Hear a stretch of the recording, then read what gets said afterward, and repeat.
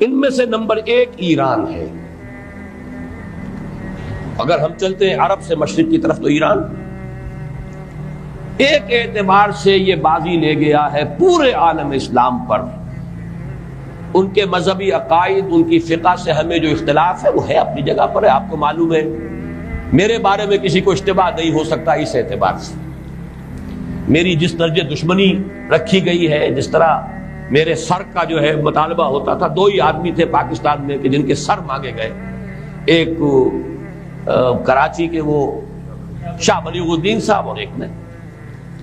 تو اس حوالے سے وہ اپنی جگہ پر اختلاف ہے، لیکن اس حقیقت کا اعتراف کیے بغیر نہیں رہا جا سکتا پورے عالم اسلام میں یہ واحد مسلمان ملک ہے جس نے بہرحال اپنی شریعت، اپنے عقائد کے مطابق ایک مذہبی انقلاب برپا کیا. اور پورے عالم اسلام میں مذہبی سطح پر حکومت کی سطح پر فنڈامنٹلسٹ صرف ایک ملک ہے کہ اس پہلو سے ایران ان کا ٹارگٹ ہے، ٹارگٹ نمبر 1 ایک خاص اعتبار سے. ٹارگٹ نمبر 1 ایک دوسرے اعتبار سے ہم ہیں، وہ میں بعد میں عرض کروں گا. چونکہ حکومت کی سطح پر فنڈامنٹلزم ہے اور وہ آیا ہے ایک عوامی انقلاب کے نتیجے میں، پھر ان کے پاس تیل کی دولت ہے، اس کے خلاف اکنامک سینکشنز بھی ہو جائیں تو اگر لیبیا کھڑا ہو سکتا ہے تو بہرحال وہ بھی کھڑا ہو سکتا ہے. اور نقشہ وہ دنیا کو دکھا چکا ہے کہ لڑا دے ممولے کو شہباز، یہ نقشہ بھی اس نے دکھا دیا. یہ ہے ایران کا معاملہ. نمبر 2 پاکستان. پاکستان 400 برس کی تجدیدی مساعی کا امین ہے، امانت دار ہے.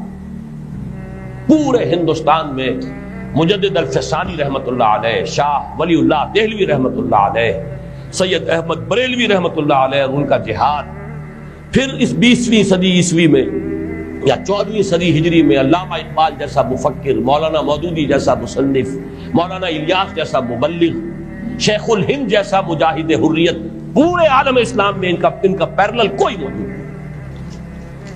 یہ 400 سال کی تاریخ ہے. اس کی امانت اور اس کے نتیجے میں یہاں کے مڈل کلاس میں فنڈامنٹلزم کا ایک نیوکلیس ہے، اگرچہ حکومت کی سطح پر کوئی پیش رفت نہیں ہو سکی آج تک، بلکہ اب تو پسپائی ہو رہی ہے، اب پیچھے ہٹ رہے ہیں. وہ ہمارے ان سیاسی جو بھی زعماء ہیں، جو جماعتیں ہیں، ان کی غلطی ہے اور الیکشن ہی کو واحد میدان بنا کر اس کے اندر اپنا سارا وقت و توانائی اور قوتیں ضائع کر دینا. یہ ہے در حقیقت جس کا کہ یہ صدا مل رہی ہے کہ اس اعتبار سے تو پسپائی کی طرف ہے معاملہ، کسی پیش رفت کی طرف نہیں ہے. لیکن باہر والے تو دیکھتے ہیں نا کہ اندر کیا کچھ مواد موجود ہے. اگر مڈل کلاس میں وہ فنڈامنٹلزم کا بارود موجود ہے تو کسی بھی وقت اس کے اندر جو ہے وہ کوئی دھماکہ ہو سکتا ہے. دوسری بات جو ان کے لیے ایک اعتبار سے ٹارگٹ نمبر 1 ہمیں بنا رہی ہے وہ ہمارا ایٹمک نو ہاؤ ہے. پورے عالم اسلام میں اور کسی کے پاس نہیں. اسلامی بم اگر بنے گا تو یہی بنے گا. یہ ہے مختلف اسباب جس کے بنا پر ایران اور پاکستان کو آپ بریکٹ کر لیجئے. یہ اس نیو ورلڈ آرڈر کا جو ٹارگٹ نمبر 1 ہے، ایک اعتبار سے ایران ہے، ایک اعتبار سے پاکستان.